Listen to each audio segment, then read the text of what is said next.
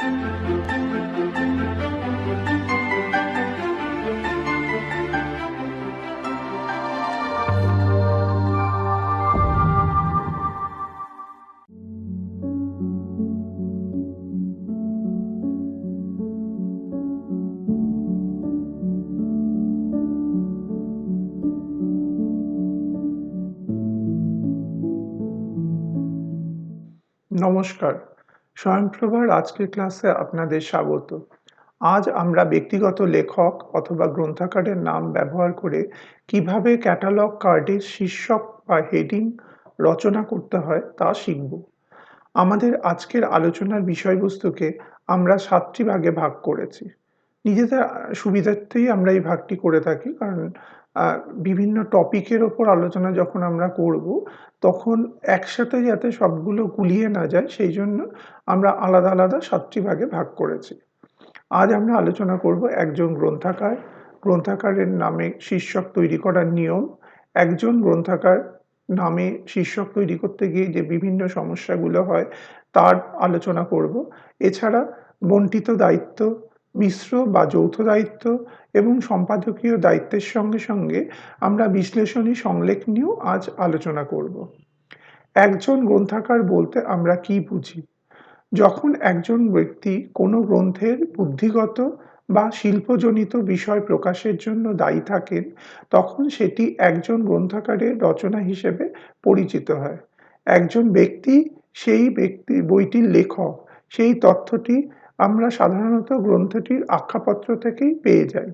লেখকের যে নাম আখ্যাপত্র থেকে পাওয়া যায়, সেই নামেই ক্যাটালগ কার্ডে শীর্ষক তৈরি করতে হয়। AACR2R ২০০২ সালে যেটি পরিবর্ধিত এবং পরিমার্জিত হয়েছিল, তার নিয়ম অনুযায়ী শীর্ষক লেখার সময় আমরা প্রথমে লেখকের পদবী, তারপর কমা দিয়ে ব্যক্তিটির নাম লিখি। উদাহরণ হিসেবে উইলফ্রেড শয়ের ওয়ান্ডার্স অফ ম্যাথমেটিক্স বইটিকে যদি নিই, তাহলে দেখতে পাবো যে শীর্ষকে আমরা শয়ের পর কমা দিয়ে উইলফ্রেড নামটি লিখছি। এখানে দেখুন, আমরা প্রথমে যে আমাদের শীর্ষক, সেখানে আমরা প্রথমে শ লিখেছি, কমা দিয়ে উইলফ্রেড নামটি লিখেছি। তার বাঁদিকে দেখুন আমাদের কল নাম্বারটি আছে, যেটি ক্লাস নাম্বার এবং অথর মার্ক দিয়ে ডিনোট করা হয়েছে এখানে। এছাড়া ক্যাটালগের ভেতর যখন আমরা গ্রন্থটি বর্ণনা দিচ্ছি, সেখানে বইটির আখ্যা, যা ওয়ান্ডার্স অফ ম্যাথমেটিক্স, এই জেনারেল টেক্সট বুক, সেটি লিখেছি। তারপর একটি স্ল্যাশ দিয়েছি, দিয়ে বইয়ের যে অথর, যে দুজন অথর, তার মধ্যে প্রথম যিনি অথর বা মূল অথর যিনি, তার নাম উইলফ্রেড শ, এবং পরবর্তী যে অথর মানে দ্বিতীয় অথর যে কলিন বেবি, তার নামও এখানে দেওয়া হয়েছে। এবং এর সঙ্গে আরেকটি জিনিস আমরা এখানে উল্লেখ করেছি, কারণ এটাকে আমরা একটা উদাহরণ হিসেবে নিয়েছি যেখানে মিশ্র দায়িত্ব বা যৌথ দায়িত্ব আছে। বইটির ট্রান্সলেশন ভার্সনের বই আমরা যে গ্রন্থ, সেটির ক্যাটালগ কার্ড করছি। তো এই বইটি ট্রান্সলেট করেছিলেন জে মরিস। তো আমরা জে মরিসের নামটি একটি সেমিকোলন দিয়ে ট্রান্সলেটেড বাই জে মরিস আমরা এখানে লিখেছি। তারপর প্রথম ক্ষেত্র শেষ হয়েছে এবং যথারীতি নিয়ম অনুসারে আমরা স্টপ ড্যাশ বসিয়ে দ্বিতীয় ক্ষেত্রে শুরু করেছি। দ্বিতীয় ক্ষেত্রে সংস্কারের জায়গায় আমরা যেটা লেখা পেয়েছি বইয়ের আখ্যাপত্র থেকে, সেটি হচ্ছে new addition.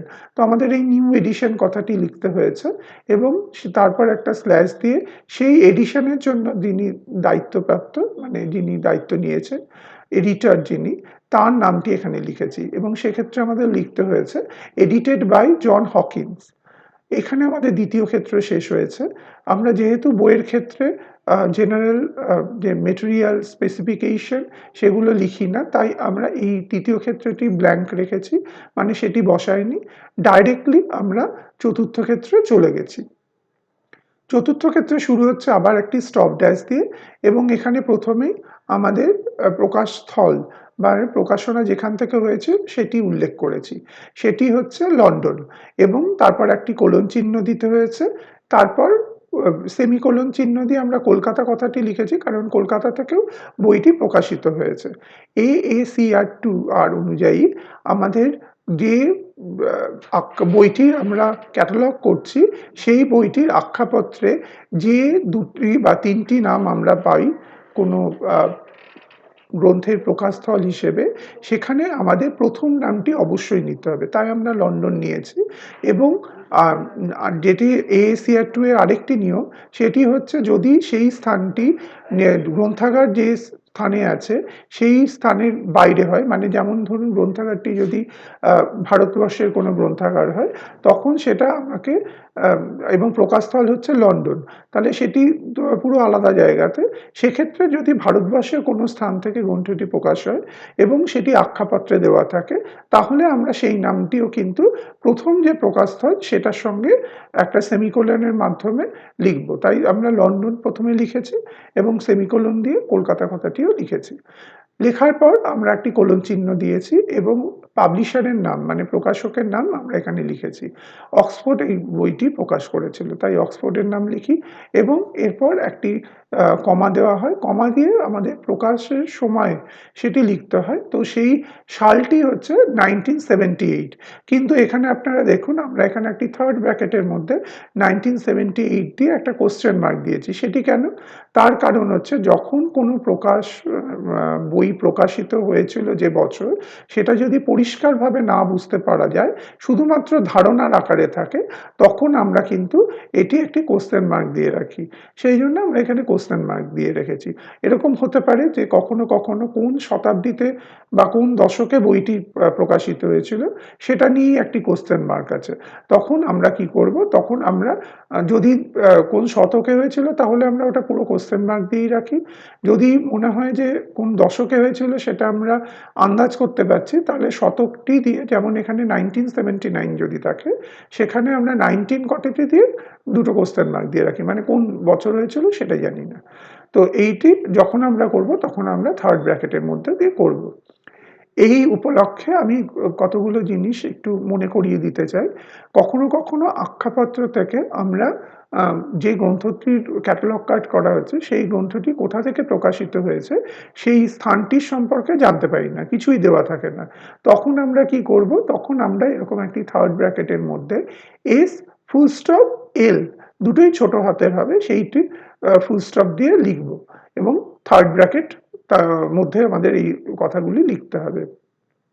S full stop এল ফুল স্টপ মিনস এটি একটি ল্যাটিন শব্দের অ্যাব্রিভিয়েশন, সাইন লোকো। সাইন লোকো মানে কি? যে আমার কোনো স্থান নেই, কোনো স্থান নেই, সেই জন্য আমরা থার্ড ব্র্যাকেটের মধ্যে এস, ছোট হাতের এস, ফুল স্টপ দিয়ে ছোট হাতের এল লিখে ফুল স্টপ দেব, দিয়ে থার্ড ব্র্যাকেট শেষ করব। যদি সেই বইটির কোনো প্রকাশস্থল আমরা না পাই আখ্যাপত্র থেকে বা কোনোভাবে বইটির কোনো অংশ থেকে যদি না জানতে পারি, তখন আমরা এই পদ্ধতি নিই। এবং যদি প্রকাশকের নামই না জানা থাকে, প্রকাশকের দেখা গেল প্রকাশস্থল দেওয়া আছে কিন্তু প্রকাশকের নাম নেই, তখন আমরা কি করব? কোনোভাবে যদি সেটা না জানতে পারি, তখন প্রকাশকের যেখানে নাম লেখার জায়গা, যেমন এখানে আমরা অক্সফোর্ড লিখেছি, সেই জায়গাতে আবার একটি থার্ড ব্র্যাকেটের মধ্যে S full stop N full stop দিয়ে থার্ড ব্র্যাকেটটি শেষ করব। এস এবং এন দুটোই ছোট হাতের হবে। এখানে S full stop N full stop যে কথাটি ব্যবহার হচ্ছে, এটিও একটি ল্যাটিন শব্দের অ্যাব্রিভিয়েশন এবং এই ল্যাটিন শব্দটি হচ্ছে সাইন নোমো, মানে যার নাম জানা নেই। তো আমরা দেখতে পাচ্ছি এই উদাহরণটির মধ্যে প্রথম 4টি ক্ষেত্র আমরা একত্রিত একটি প্যারাগ্রাফের মধ্যে লিখেছি, তাই আমরা এটি সেকেন্ড ইন্ডেনশন থেকে শুরু করেছি এবং যেখানে শেষ হয়েছে সেই অবধি গিয়ে পরবর্তী যে ক্ষেত্র মানে পঞ্চম ক্ষেত্র যখন শুরু করছি, সেটা আবার কিন্তু সেকেন্ড ইন্ডেনশন থেকে হচ্ছে। একটি প্যারাগ্রাফের ভেতর বাকি যে লাইনগুলো সেগুলো কিন্তু ফার্স্ট ইন্ডেনশনের পর থেকে আসবে। নতুন করে যখন ক্ষেত্র শুরু করব, মানে সেটা যদি নতুন প্যারাগ্রাফে স্টার্টিং হয়, সেটি তখন সেকেন্ড ইন্ডেনশনের পর থেকে শুরু হয়। তো এখানে পঞ্চম ক্ষেত্রে আমরা দেখতে পাচ্ছি যেটা 20 লিখে সেটা একটি থার্ড ব্র্যাকেটের মধ্যে আছে। কেন 20 লিখে থার্ড ব্র্যাকেটের মধ্যে আছে? থার্ড ব্র্যাকেট সবসময় ডিনোট করছে যে কোনো কিছু নিয়ে অ্যাসার্টিনিটি থাকে, মানে নিশ্চয়তা নেই। সেই জন্যে এই যে ১ম ২০ টা পেজ, পেজের যখন আমরা কাউন্ট করি তখন যদি রোমান হরফ বা অ্যালফা নিউমেরিক্যাল যদি কিছু সংখ্যা না থাকে, তখন আমাদেরকে কিন্তু এই একটা থার্ড ব্র্যাকেটের মধ্যে পেজটাকে কাউন্ট করে নিয়ে লিখতে হয়। তার মানে এই থার্ড ব্র্যাকেটের মধ্যে যখন পৃষ্ঠা সংখ্যা লেখা থাকবে, সেটার অর্থ দাঁড়াবে যে এই কটি পেজ কোনো নাম্বার নেই, আননাম্বারড পেজ। তাহলে এখানে আমরা দেখতে পাচ্ছি 20 টি আননাম্বারড পেজ আছে।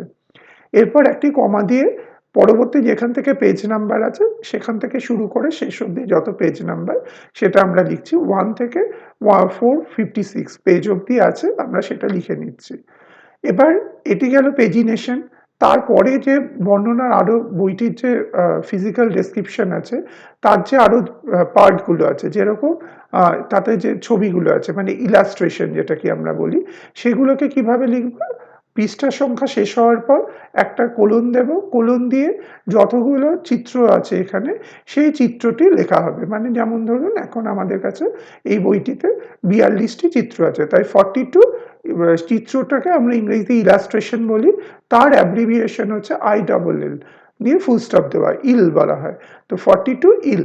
এবার এক্ষেত্রে যদি কালার ইলাস্ট্রেশন থাকতো সেক্ষেত্রে আমরা লিখতাম কি 42 COL full stop ILL full stop, that means colour illustration. 42টা কালার ইলাস্ট্রেশন। এখানে যেহেতু কালার কথাটি উল্লেখ নেই, তাহলে বুঝতে হবে এটি ব্ল্যাক অ্যান্ড হোয়াইটেই আছে এবং 42টি ছবি আছে। তার পরবর্তী পোর্শন হচ্ছে আমাদের বইটির যে আকৃতি সেটির একটি বর্ণনা। তো এখানে আমরা দেখতে পাচ্ছি যখনই আমরা চিত্র সংখ্যা দিয়ে দিচ্ছি তারপর একটি সেমিকোলন দিচ্ছি এবং বইটির যে দৈর্ঘ্য সেটি প্রথমে লিখছি। এখানে 22 হচ্ছে দৈর্ঘ্য এবং প্রস্থ হচ্ছে 10, তাই লিখছি 10 সেন্টিমিটার।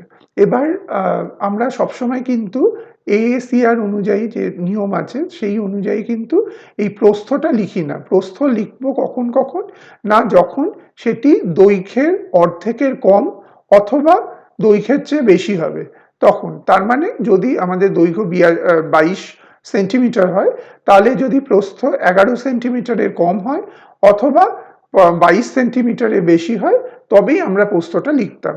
তো এক্ষেত্রে দেখুন আমাদের যে প্রস্থ, বইটির প্রস্থ সেটি কিন্তু 22 সেন্টিমিটারের অর্ধেকেরও কম, তাই আমরা এখানে উল্লেখ করেছি। তাহলে আমরা সবসময় মনে রাখবো যখনই কোনো গ্রন্থের আকৃতিগত বর্ণনা আমরা দিচ্ছি ক্যাটালগে, তখন বইটির যে দৈর্ঘ্য এবং প্রস্থ সেটিকে যখন আমরা মেজারমেন্ট করে নিচ্ছি মানে মেপে নিচ্ছি, তারপর আমরা দেখে নেব প্রস্থটি দৈর্ঘ্যের অর্ধেকের কম কিনা অথবা দৈর্ঘ্যের চেয়ে বেশি কিনা। যদি সেটি হয় তবেই আমরা সেই প্রস্থটির উল্লেখ দৈর্ঘ্যের সাথে আমরা ক্যাটালগ কার্ডে করে থাকবো। আমাদের এই পুরোটাই হচ্ছে পৃষ্ঠা সংখ্যা থেকে শুরু করে আকৃতির বর্ণনা পর্যন্ত গ্রন্থের ফিজিক্যাল ডেসক্রিপশন। এর সঙ্গে বইটিতে যদি কোনো আলাদা কিছু দেওয়া থাকে মানে আলাদা মেটেরিয়াল দেওয়া থাকে বইয়ের সাথে, সেটিকে আমরা অ্যাকম্পেনিং মেটেরিয়াল হিসেবে লিখতে পারি। যেমন এই বইটির ক্ষেত্রে একটি বুকলেট দেওয়া আছে, সেই জন্য আমরা +1 বুকলেট। অনেক সময় দেখা যায়, যেমন খুব ছোট্ট একটা এক্সাম্পল কিন্তু আপনারা হয়তো সবাই দেখেছেন, কম্পিটিশন সাকসেস যে জার্নালটি, তাতে মাঝে মাঝে আলাদা করে একটি সাপ্লিমেন্ট বই বইয়ের ভেতর থাকে, মানে সেটা বুকলেট আমরা বলি। সেগুলো কিন্তু ওই যে জার্নালের যে ইস্যুগুলো তার সাথে দেওয়া হয়। তো সেক্ষেত্রেও কিন্তু আমরা এইভাবে যে অ্যাকম্পানিং মেটেরিয়াল যেটাকে বলা হচ্ছে সেই জিনিসটা কিন্তু আমরা লিখবো একটা যোগ চিহ্ন দিয়ে, প্লাস সাইন দিয়ে তারপর এটি লেখা হয়। এইভাবে আমরা বইটির যে ফিজিক্যাল ডেসক্রিপশন এরিয়া যে সেটা আমরা পুরোটা লিখে ফেলেছি। এরপর একটা স্টপ ড্যাশ দিয়েছি এবং দিয়ে যে সিরিজ এরিয়া সেটা আমরা লিখছি। এবং এই সিরিজ এরিয়াতে আমরা কি করতে হয়, আমি আগের ক্লাসেও যেটা বলেছিলাম যে সিরিজ এরিয়াতে আমরা একটা ফার্স্ট ব্র্যাকেটের মধ্যে সিরিজের নাম এবং তার সংখ্যা, এই দুটো কিন্তু আমাদের উল্লেখ করতে হয়। সঙ্গে যদি সেই সিরিজের জন্য কোনো আলাদা ব্যক্তি দায়ী, যে সেটার এডিশন করেছেন বা সম্পাদক হিসেবে কাজ করেছেন এরকম যদি থাকেন, তাহলে তার নামটাও দিতে হয়। তো আমরা এখানে দেখছি এটি ওয়ার্ল্ড ম্যাথামেটিক্স সিরিজের বই, কিন্তু এখানে আলাদা কোনো এডিটর নেই। মানে ওই জন হকিন্সই একমাত্র এডিটর। তো তার নামটা যেহেতু আমরা বইয়ের সঙ্গে লিখে ফেলেছি, আমাদের এখানে আর সেই সিরিজ এডিশনের ব্যাপারটা আসছে না। তো সেইটা আমরা এখানে লিখছি না এবং একটা সেমিকোলন দেওয়ার পর এর যে নাম্বার সেটা আমরা লিখছি, সেটা হচ্ছে 1। নোট এরিয়াতে খুব গুরুত্বপূর্ণ যে কথাটি এখানে গ্রন্থাগারিক মনে করেছেন তার রিডারদের জানানো প্রয়োজন, সেটি হচ্ছে this is the only copy available in India. মানে ভারতবর্ষে একমাত্র এই বইটি মানে এই কপিটি এই লাইব্রেরিতেই পাওয়া যায়, সেটা রিডারদেরকে জানানো হচ্ছে। এর তাৎপর্য এই যে যে রিডার এটি ব্যবহার করবেন তিনি যেন এটি যত্ন সহকারে ব্যবহার করেন এবং লাইব্রেরির যে ক্যাটালগ অন্যান্য যে লাইব্রেরি বা অনলাইন ক্যাটালগ আছে তাদের সঙ্গে যদি কম্পেয়ার করা হয়, ইউনিয়ন ক্যাটালগ যদি কেউ বানায়, তাহলে এখানে কিন্তু এটা একটা উল্লেখযোগ্য ইনফরমেশন বা তথ্য, যেটা অন্যান্য যে পাঠক, অন্যান্য লাইব্রেরির যারা পাঠক তাদেরকে কিন্তু আকৃষ্ট করবে এই লাইব্রেরিতে এসে এই বইটি পড়ার জন্য, কারণ এটি ভারতবর্ষে একমাত্র এই লাইব্রেরিতেই পাওয়া যায়। ৮ নম্বর এরিয়া যেটা, সেইখানে আমরা কিন্তু আইএসবিএন নাম্বার, এই বইটির যে নাম্বারটি সেটা লিখেছি এবং তারপর একটি কোলন দিয়ে সেই বইটির যে দাম সেই দামটিও কিন্তু লিখেছি। এখানে আপনি খেয়াল করে দেখুন যে এখানে বইয়ের দাম কিন্তু রুপিসে আছে, তার মানে এই বইটি ভারতবর্ষ থেকে প্রকাশিত বই। রুপিস 450 এবং এটা কলকাতা থেকেই প্রকাশিত হয়েছিল। কিন্তু যেহেতু বইটি প্রথম প্রকাশক বা একই প্রকাশক, যদিও এই ক্ষেত্রে অক্সফোর্ড আছে, কিন্তু সেটি প্রথম প্রকাশস্থলটি যেহেতু লন্ডন, আমাদের লন্ডনটি কিন্তু উল্লেখ করতে হয়েছিল চতুর্থ এরিয়াতে। এরপর আমরা দেখতে পাচ্ছি যে আমরা ট্রেসিংটি লিখেছি ঠিক যে ছিদ্রটি আছে ছিদ্রটির ওপরে, এবং রোমান ১ হরফ দিয়ে সেখানে লেখা হয়েছে ম্যাথামেটিক্স। ম্যাথামেটিক্স হচ্ছে এই বইটির যে বিষয় সেটি, এবং এই বিষয়টি আমরা জেনারেলি যারা ক্যাটালগ করি তারা CS list of subject heading অথবা library of Congress subject heading, এই দুটো সাবজেক্ট হেডিং এছাড়া কিছু কিছু থেসারাস থেকেও আমরা গ্রহণ করি যেখানে বিষয়ের বর্ণনা দেওয়া থাকে। তো আমরা সেই বিষয়টিকে শিরোনাম হিসেবে চুজ করব যখন সেই বিষয়টি ওই যে কোনো একটি যে বিষয় শীর্ষক যে নির্বাচন করার যে নিয়ম AACRT অনুযায়ী, সেই অনুযায়ী যদি আমরা বিষয়টিকে খুঁজে পাই তবে সেই কথাটি আমরা বিষয়ের জায়গাতে উল্লেখ করব। এরপর রোমান হরফ দিয়ে দ্বিতীয় যে লেখক তার নাম এবং এডিটরের নাম, এছাড়া আমাদের যে টাইটেল বা আখ্যা সেটি, এছাড়া সিরিজের যে নাম সেটা দিয়েও কিন্তু আমরা অ্যাডেড এন্ট্রি কার্ড করব। তাই ট্রেসিংয়ে আমরা মূলত ৬খানা পয়েন্ট আমরা দিয়েছি এবং এই ৬টি আলাদা অতিরিক্ত সংলেখ বা অ্যাডেড এন্ট্রি কার্ড কিন্তু এই মেন এন্ট্রি কার্ডের সাথে করতে হবে আমাদেরকে। AACR2R অনুযায়ী কোনো লেখকের নামে শীর্ষক রচনা করতে গেলে কিছু নিয়ম অনুসরণ করা অবশ্য কর্তব্য। সেগুলি হলো, কোনো নামে যদি কোনো প্রকারের বৈশিষ্ট্যসূচক চিহ্ন থাকে তবে সেই নামটি সেইভাবেই শীর্ষকে ব্যবহার করতে হবে। মানে অ্যাজ ইট ইজ, যেরকম আমরা আখ্যাপত্রে পাবো সেরকমই আমরা সেইখানে ব্যবহার করব। কোনো নাম যদি হাইফেন চিহ্ন থাকে তবে সেইভাবেই নামটি লিখতে হবে। যেমন জিয়ান কার্লো মেনোত্তি হবে মেনোত্তি কমা দিয়ে জিয়ান ড্যাশ কার্লো, মানে ওই হাইফেন যুক্ত নামটি। তো সেখানে আমরা কিন্তু নিজে থেকে কোনো রকম ভাগ করতে পারবো না, যেরকম থাকবে সেরকমই লিখতে হবে। যদি লেখকের পদটিটি একটি যৌগিক পদবী হয় তবে সেই ভাষার নিয়ম অনুযায়ী লিখতে হবে। যেমন জন বাক্সটন হিল্টন হবে হিল্টন কমা জন বাক্সটন।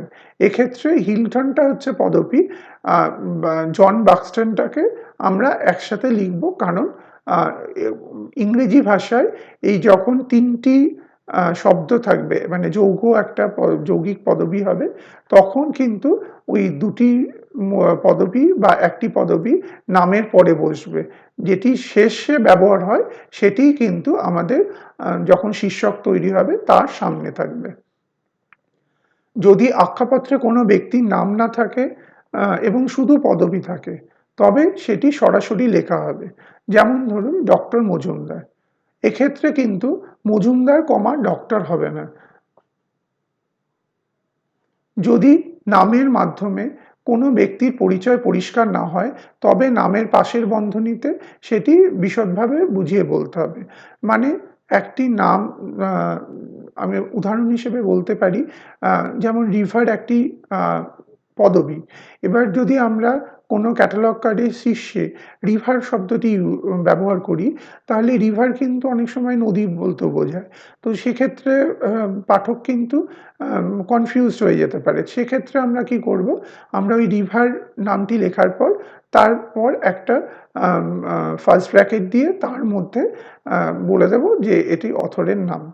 তো এইভাবে আমাদেরকে বোঝাতে হবে আমাদের যারা ইউজার বা রিডার তাদেরকে। সাধারণত কোনো বিশেষণ পদ নামের আগে ব্যবহার করা হয় না, কিন্তু সময়ে সময়ে এটির প্রয়োজনীয়তা আছে। যেমন মিস্টার বা মিসেস আমরা জেনারেলি ব্যবহার করি না, কিন্তু কোনো মহিলা যদি তার স্বামীর নামে পরিচিত হন, তখন মিস্টার বা মিসেসের ব্যবহার করা হয়। যদি দেখা যায় যে কোনো আজ্ঞাপত্রে অথর তার নাম লিখেছেন মিসেস উৎপল দাস, মানে উনি উৎপল দাসের স্ত্রী হিসেবে নিজের পরিচয় দিচ্ছেন, তখন সেক্ষেত্রে আমরা ক্যাটালগ কার্ডের শীর্ষকে লিখব দাস, উৎপল, মিসেস। এখান থেকে আমাদের বোঝা যাবে যে মিসেস উৎপল দাস অ্যাকচুয়ালি একজন মহিলার লেখক। কোনো লেখকের জন্ম বা মৃত্যুর সাল অনেক সময় শীর্ষকের লেখকের নামের পরে দেওয়া হয়। এর প্রধান কারণ এই যে একই নামে দুজন লেখক সমসাময়িক হতে পারেন, বা গ্রন্থাগারে একই নামের দুজন লেখকের গ্রন্থ থাকতে পারে, এবং সেক্ষেত্রে পাঠক ক্যাটালগ দেখে বিভ্রান্ত হতে পারেন। এই বিভ্রান্তি দূর করার জন্যই এই জন্ম বা মৃত্যুর সাল লেখা হয়। যেমন স্মিথ, দিয়ে জন 1920, এবং সেক্ষেত্রে তিনি যদি জীবিত থাকেন তাহলে ওখানে আমরা ড্যাশ দিয়ে শূন্যস্থান, মানে শূন্য রেখে দেবো জায়গাটা। আর যদি তিনি মারা গিয়ে থাকেন তাহলে 1920 ড্যাশ দিয়ে 1980 বা 1990, যে কোনো একটি, মানে যে সালে তিনি মারা যাবেন সেগুলো উল্লেখ করে দিতে হবে।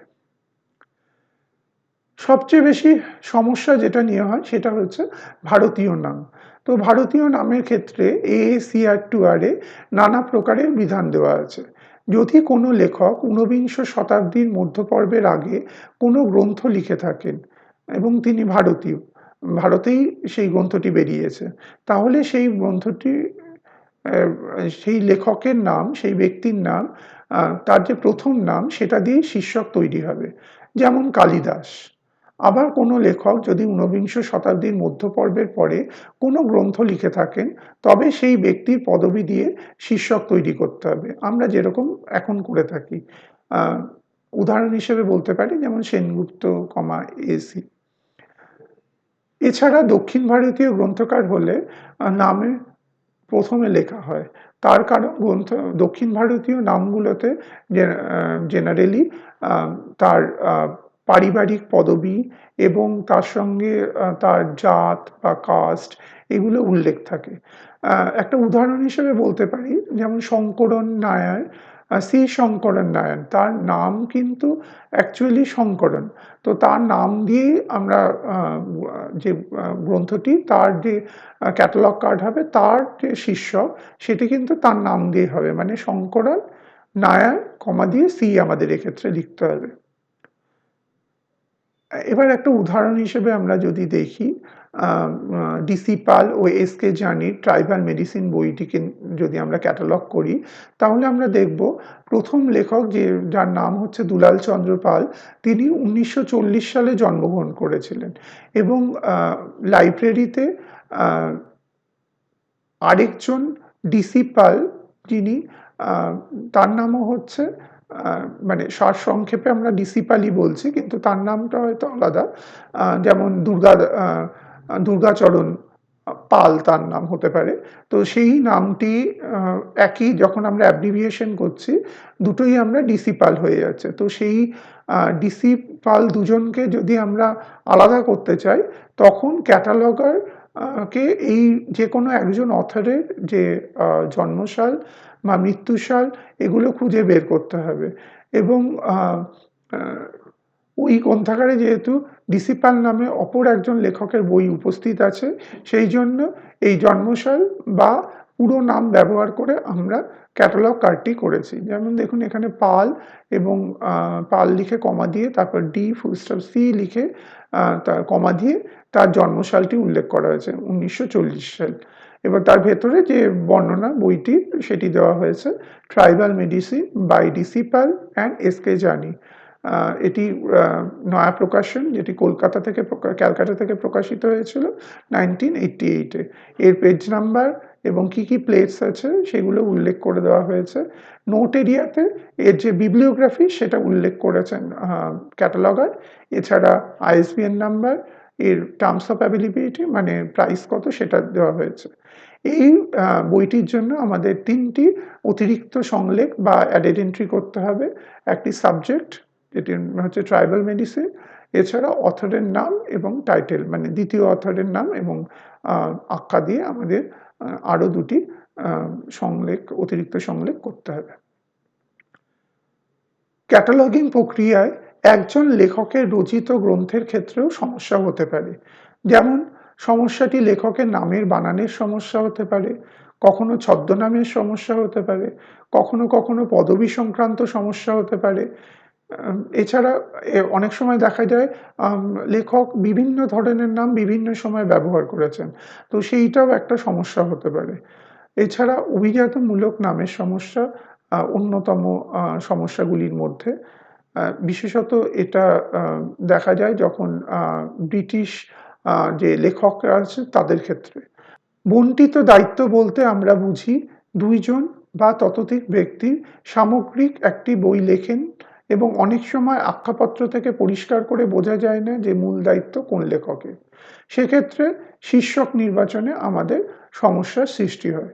AACR2R অনুযায়ী বন্টিত দায়িত্ব বলতে বোঝায় collaboration between two or more persons or bodies performing the same kind of activity in the creation of the content of an item. আমরা মোটামুটি ২ ধরনের বন্টিত দায়িত্ব দেখতে পাই। একখানি হলো যেখানে প্রধান দায়িত্ব বন্টিত করা আছে। আর অপরটি হলো প্রধান দায়িত্ব যখন নির্দিষ্টভাবে বোঝানো যায় না তখন। তো প্রথম ক্ষেত্রে যদি ২ জন বা ৩ জন লেখকের একটি গ্রন্থের ক্ষেত্রে মূল দায়িত্ব একজন লেখকের ওপর ন্যস্ত থাকে। সেই ক্ষেত্রে শীর্ষককে সেই প্রধান লেখকের নাম আ আমরা হেডিং এ লিখতে পারি আরকি। শীর্ষকে আমরা সেটাই লিখব।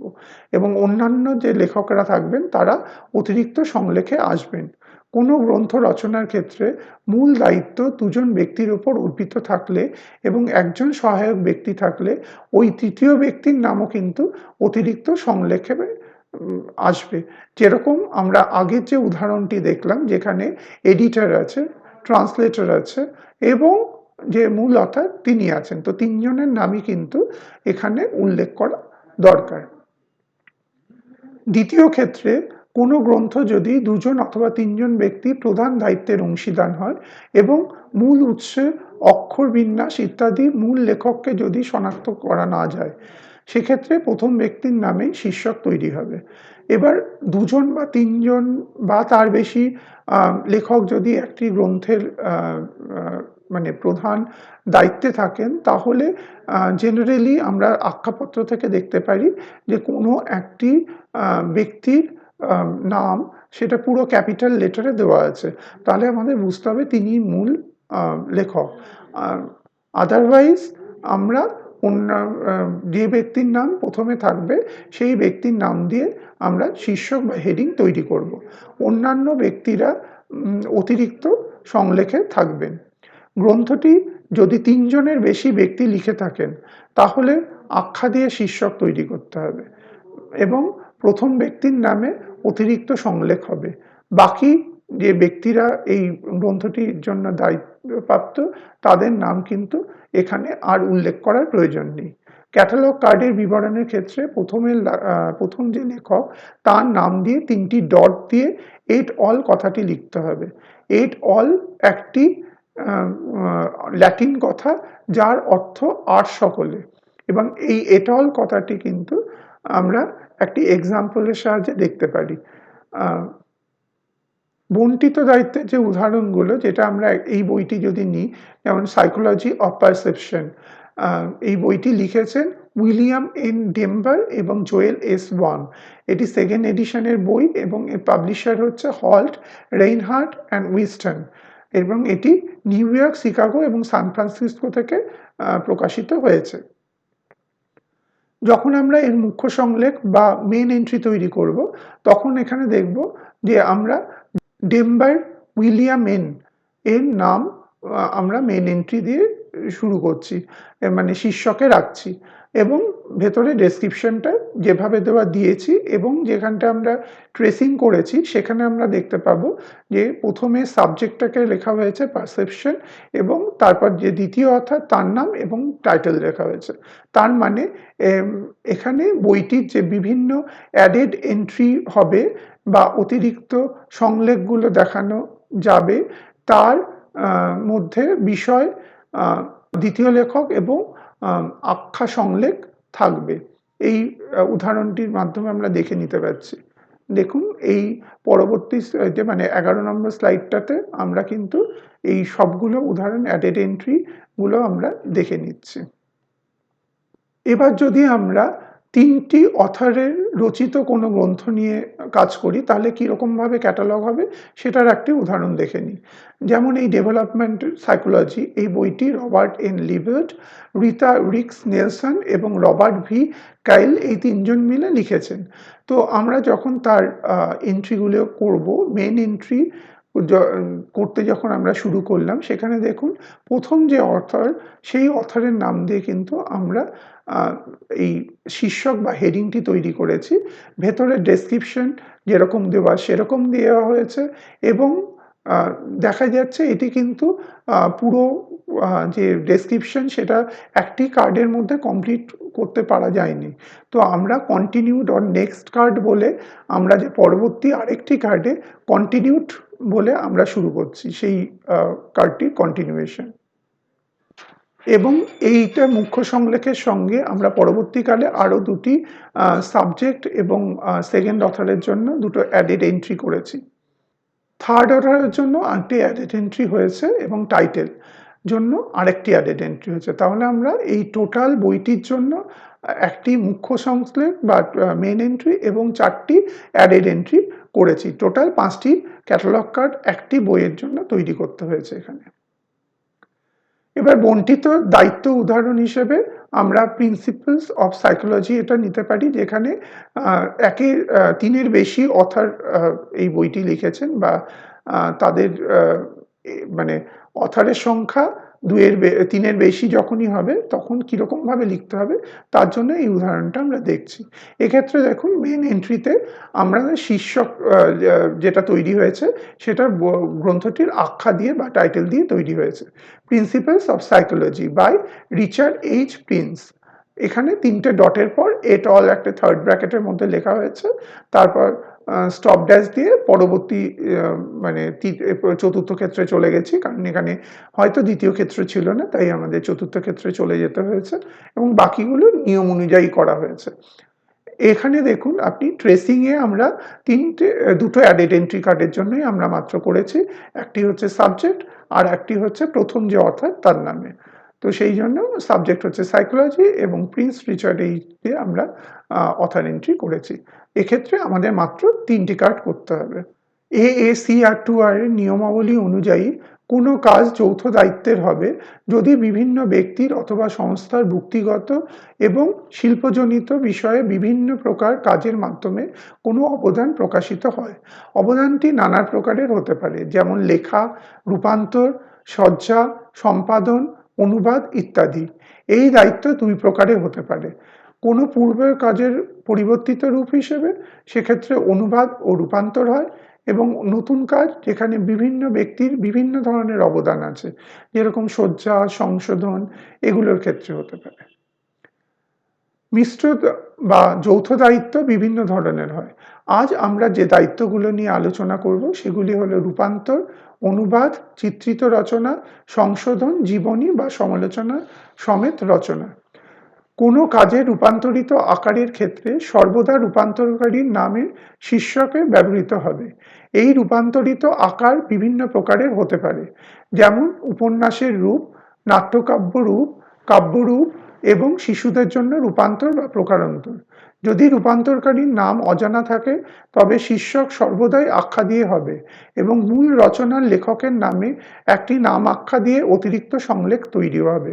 অনেক সময় কোনো রচনা রূপান্তর কিনা সে বিষয়ে সংশয় থাকে, সেক্ষেত্রে মূল রচনার শীর্ষক ব্যবহার করতে হবে।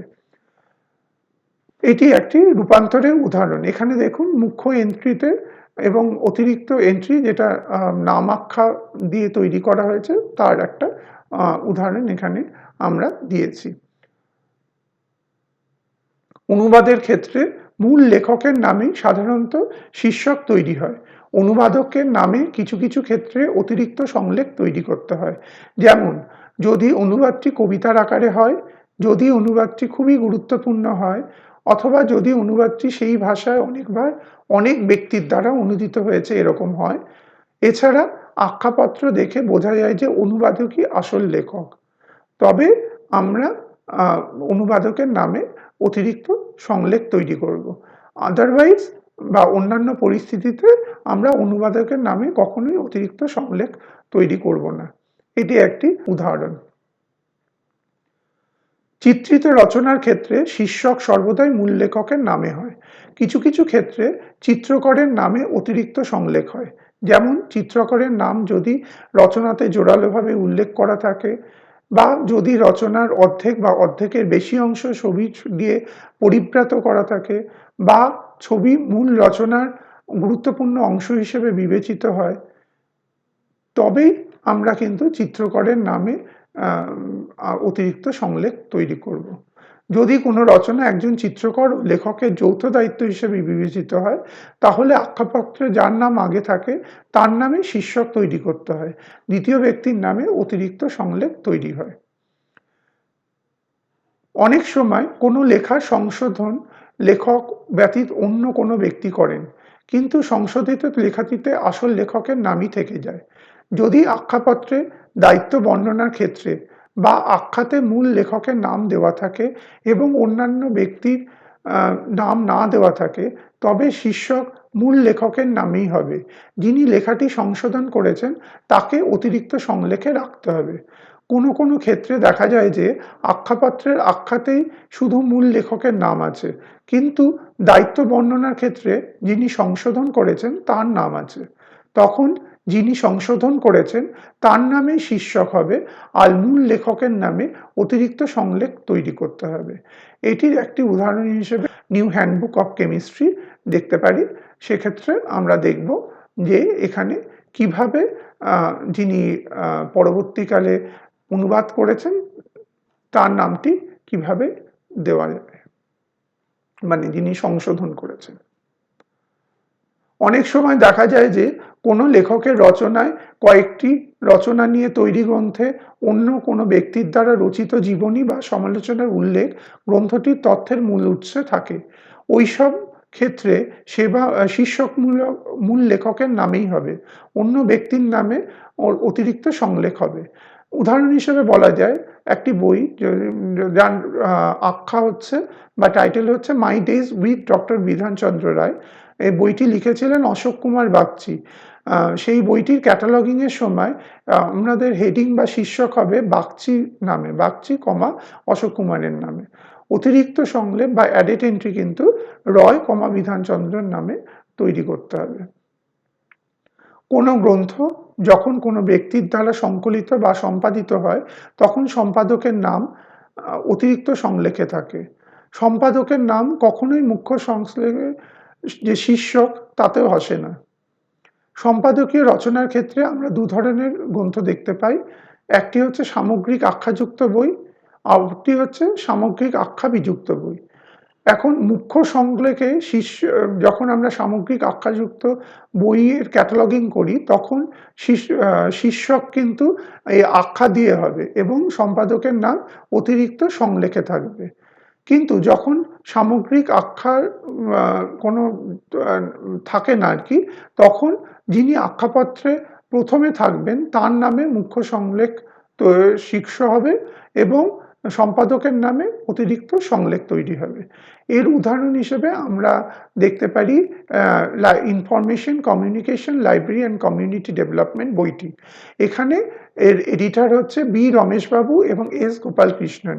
তো এদের দুজনের নামেই আমাদের আলাদা করে অ্যাডেড এন্ট্রি করতে হয়েছে এবং মেন এন্ট্রিতে কিন্তু আমাদের টাইটেলটা দিয়েই হয়েছে বইয়ের। বিশ্লেষণী সংলেখটি ক্যাটালগিং এর একটি গুরুত্বপূর্ণ অধ্যায়। যখন কোনো বইয়ের বিভিন্ন লেখক বিভিন্ন অধ্যায় লেখেন এবং সেই বইটি একটি সামগ্রিক আখ্যা থাকা সত্ত্বেও পাঠকদের গুরুত্বপূর্ণ অধ্যায়গুলো জানাবার দরকার হয়, তখন এই ধরনের সংলেখ তৈরি করা হয়। এইসব ক্ষেত্রে মুখ্য সংলেখে গ্রন্থের বর্ণনা দেওয়ার সময় নোট বা টিকা অংশে বিস্তারিতভাবে বইয়ের অভ্যন্তরের বিষয়বস্তুগুলো তুলে ধরা হয়।